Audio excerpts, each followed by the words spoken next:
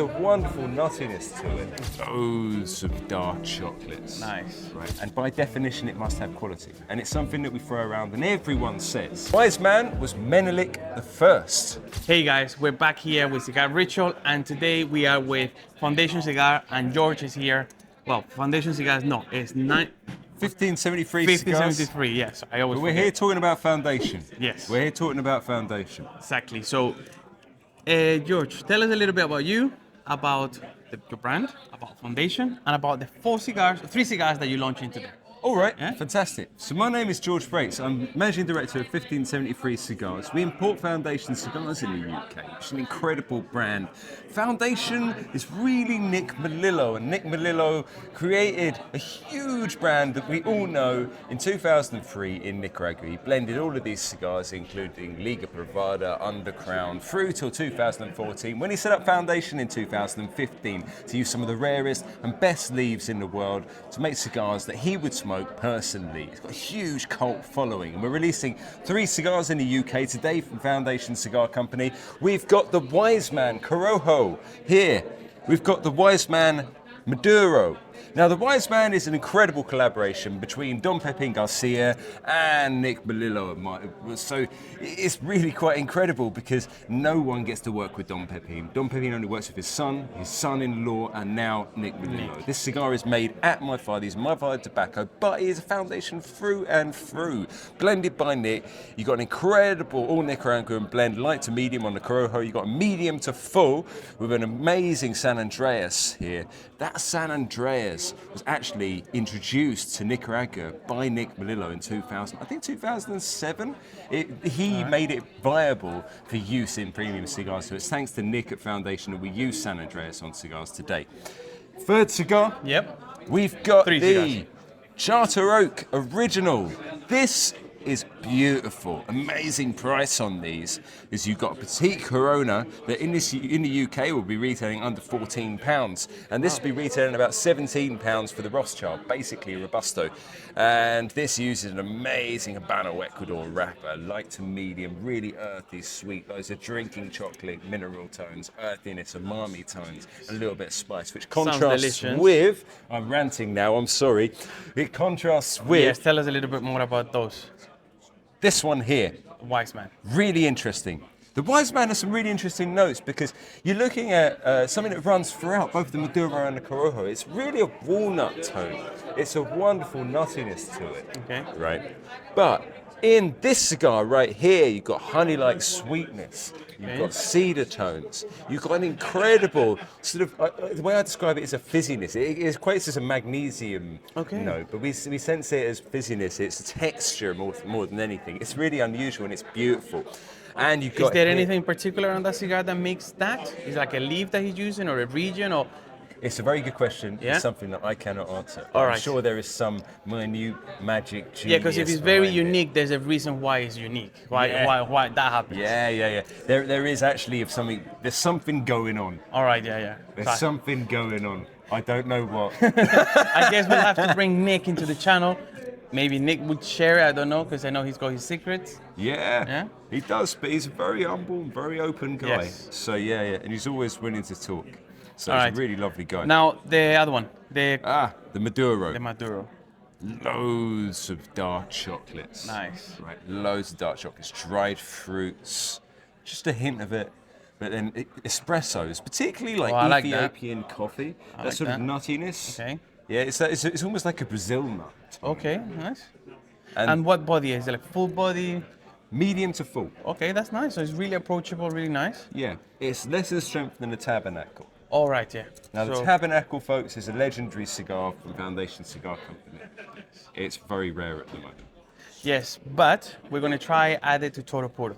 Yes. It's one of the we cigars we're going to have from Foundation Cigars in ToroPuro. I'm really proud to have it in the shop, as well as some of the other ones, and another one that might be coming to the UK market quite soon. Yeah, fantastic. Now, You're amazing, by the way. thank what you. you've done with ToroPuro is incredible. I appreciate that, man. I appreciate that. Thank you. Anything else you want to tell us? I want to say thank you very much. It's always a genuine pleasure to see you. Likewise, man. Yeah, I also you're want fantastic. before we finish, because obviously Foundation is created by Nick. Yes. And everything we read about is Nick. Yeah. what do we know about Nick? What can you tell us a bit about Nick? Why so special Nick and how he created all of this? Do you know a little bit about his story? Anything we can share?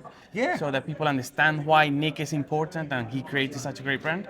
Yeah, I think something really important to know about Nick, right, is Nick is really exacting. Nick is a man of he lives in the pursuit of knowledge. I like that. Yeah, really genuinely. You can say that about a lot of people, and I think it applies to a lot of people. With Nick, he really is quite incredible in that way. He's an encyclopedia of tobacco, and he's really humble about it. Because if you look at his story, he grew up Italian American in Connecticut, right? And he started working at a cigar shop when he was still at high school.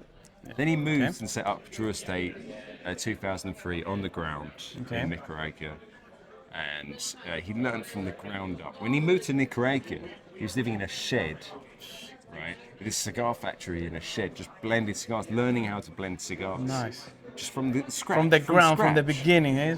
And something else really important to know is that I think at one point, they were rolling about 140,000 premium cigars a day. 140,000 premium cigars, right? But they never grew a single leaf.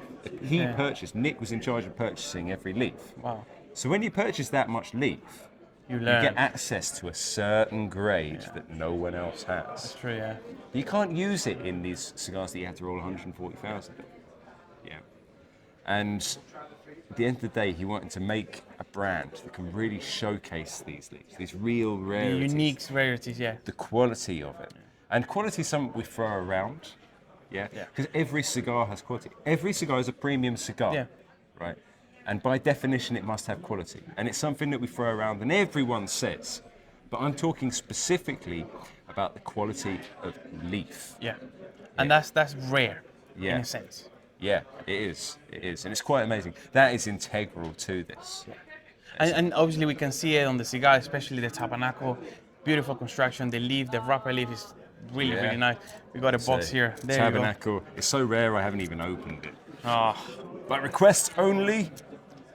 We have the Tabernacle. Let's check that out. If you haven't seen it before, wow. That is lovely, we've got man. Connecticut Broadleaf from the chief of Broadleaf himself. Beautiful. And it is incredible.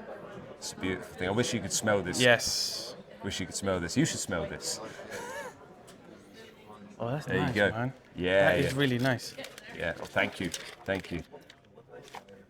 Wonderful. Now, the other thing I wanted to ask is, the brand is based in all of these figures, and the wise man, and the naming, and all of this. Can you tell us a little bit more the background of this? I know Nick has a lot, but I wanted to hear from you. Yeah, I think Nick has a real key. I think, and I share this with Nick. There's a real key interest in anthropology, and particularly key figures throughout history. And also telling the forgotten stories. I mean, if you look at the Olmec. Olmec, yeah. We did a review of that one actually a week ago on the channel. And the stories. But carry on, please, sorry. It's like incredible. And yeah, the Olmec, the original cigar smokers. Yes. The mother culture of the Central Americas. The first people to use rubber. The first pyramid builders in the Western Hemisphere. The Mesoamericans, Yeah, and it's incredible. And the first cigar smokers. Now, actually, you've got the first ever picture of a cigar on the Olmec. It's on the band, it's on the box, it's on this cedar insert. Nice. This is an ancient stone carving from the Olmec, around 3,000 years old. Look at that. Check that out. 3,000-year-old carving of cigar. History. Is it a carrot? Is it a squid? No, it's a cigar. A cigar. And then you've got another incredible story here. Well, the Olmec is one of the other ones that we add into the website. Yeah. Okay. And so the Tabernacle, Olmec is really different, unique, and we added into the website because of those things. Not that the rest are not, but we're going to start with this selection first. Fantastic. Fantastic. Shall I tell you about Ethiopia? Of course, because that's what a lot of them are based on, yeah? Yeah. We love Ethiopia. Ethiopia has a really interesting storied history. It ties into so many places throughout world history. And we tend not to talk about it so much. And I think Nick really highlights it through his use of the wise man and the tabernacle. Now, here, the big question is, who is the wise man? It's very different to being the wise guy. Yes. This is the wise man. Wise man was Menelik the First. Okay. Menelik the First was the first Abyssinian emperor, the first Ethiopian emperor. He was the son of King Solomon and the Queen of Sheba. Wow. And Menelik started a line that went all the way through to Haile Selassie All right. in the 1970s. That's 975 BC to the 1970s. Wow. Right? We're talking a long time. Second longest line of emperors in the world. Yeah. And what's really incredible about this is, because you could ask, what's this got to do with cigars? Yep. Yeah. Well, in 1541, Girolamo Benzoni, who was a Milanese merchant, traveled through Nicaragua. All right. He wrote a book about it called History of the New World in the 1590s. And in this book, he notes that in 1541, the Spanish weren't smoking Nicaraguan tobacco. It was only being smoked by Nicaraguan natives and enslaved Ethiopians.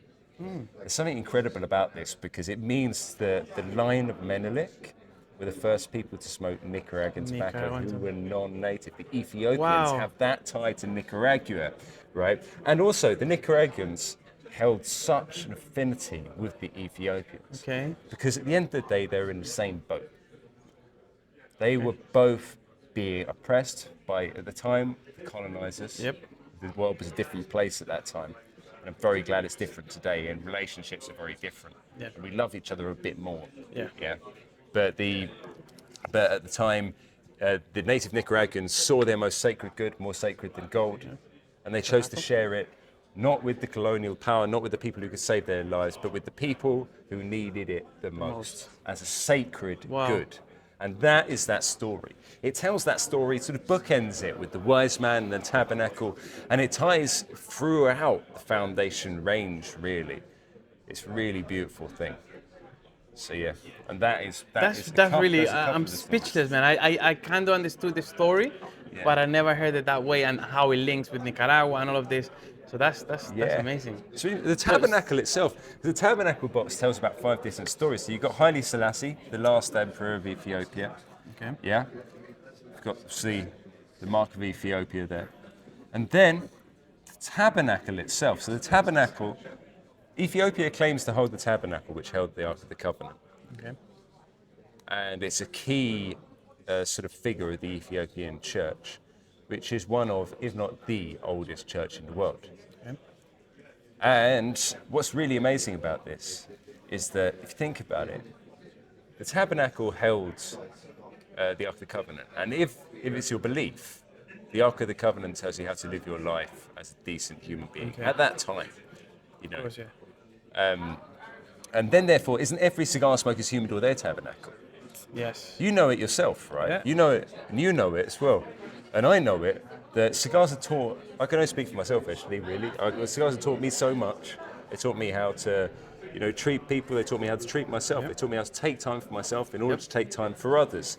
They've taught me how to converse with strangers over something that we hold a commonality over. And it's taught me how to care and love for something inanimate that will never love me back. Yeah, you're actually going to burn it. Yeah. But you're right. I feel to burn it. I feel like it grounds you. It connects you with your inner self, and like cigars are like something different, man. It's really nice. They really are.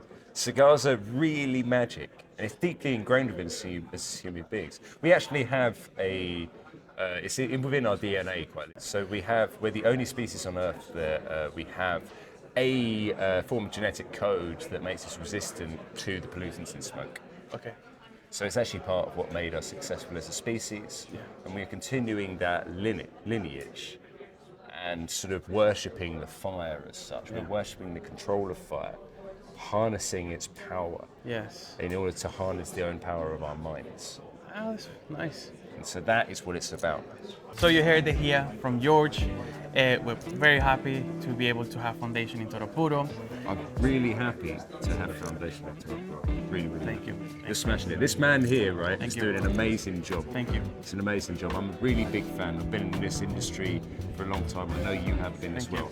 Yeah, I've got a huge amount of respect for you. Appreciate it, man. ToroPuro, the service this guy gives is like above and beyond.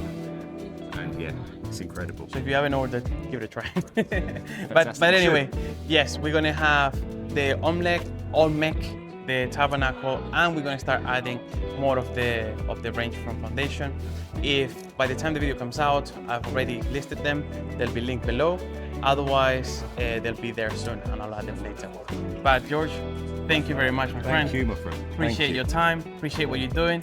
Thank you for helping bring foundation cigars to the UK. Thank you, sir. And thank you for your time. Thank you.